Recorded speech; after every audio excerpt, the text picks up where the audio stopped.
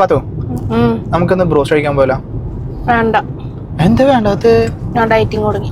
Dieting? അത് എത്രാമത്തെ dieting അതിന്റെ? അത് ഞാൻ ജിമ്മിൽ പോവാൻ തുടങ്ങി.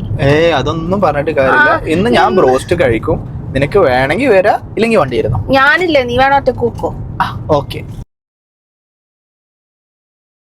അതിപ്പോൾ അങ്ങനെയാണല്ലോ. ലാഫ് എങ്ങോട്ട് ഇറങ്ങിയാലും എനിക്ക് കൂടെ പോരണം. അത് പ്രത്യേകിച്ച് ഫുഡ് കഴിക്കാനെന്നൊക്കെ വിളിച്ചു കഴിഞ്ഞാൽ എങ്ങനെ വരാണ്ടിരിക്കുക. ബ്രോസ്റ്റ് കഴിക്കാനും പൂതി പറഞ്ഞിട്ട് ഇപ്പോൾ അത് മാത്രമല്ല കേട്ടോ, ലോഡഡ് ഫ്രൈസ്, ഡ്രിങ്ക്സ് ഒക്കെ ഉണ്ടായിരുന്നു.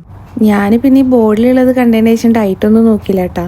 ആദ്യം തന്നെ ഞങ്ങൾ ലോഡഡ് ഫ്രൈസ് വെച്ചാണ് തുടങ്ങിയത്. ദ ബെസ്റ്റ് എന്ന് പറയാലും ഒരു രക്ഷയുണ്ടായിരുന്നില്ല. ഇവിടുത്തെ വീഡിയോസൊക്കെ കുറെ കണ്ടിട്ടുണ്ടെങ്കിലും ഇതിന് മാത്രം എന്താ ഇത്ര ഹൈപ്പ് എന്നായിരുന്നു കേട്ടോ. പക്ഷെ ഇപ്പം അല്ല ഇതിൻ്റെ പിടി കിട്ടിയത്.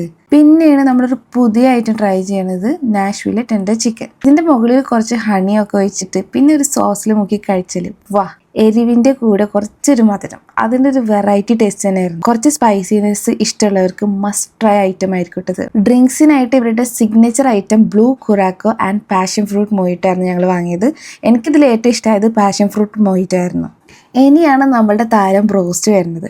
ചിക്കനിൽ സ്പൈസി ഇഞ്ചെക്ട് ചെയ്തിട്ട് ആണ് ഇവർ ബ്രോസ്റ്റ് പ്രിപ്പയർ ചെയ്യുന്നത്. അതുകൊണ്ട് തന്നെ ചിക്കൻ കഴിക്കുമ്പോൾ നല്ല ജ്യൂസി ആൻഡ് സ്പൈസി ചിക്കനായിരുന്നു. പണ്ട് നമ്മുടെ ഉസ്താദ് ഹോട്ടലിൽ കരീംക്ക പറഞ്ഞ പോലെ, മോനെ വയറ് നിറക്കാൻ ആരെ കൊണ്ട് പറ്റും, പക്ഷേ കഴിക്കുന്നവരുടെ മനസ്സും നിറയണം.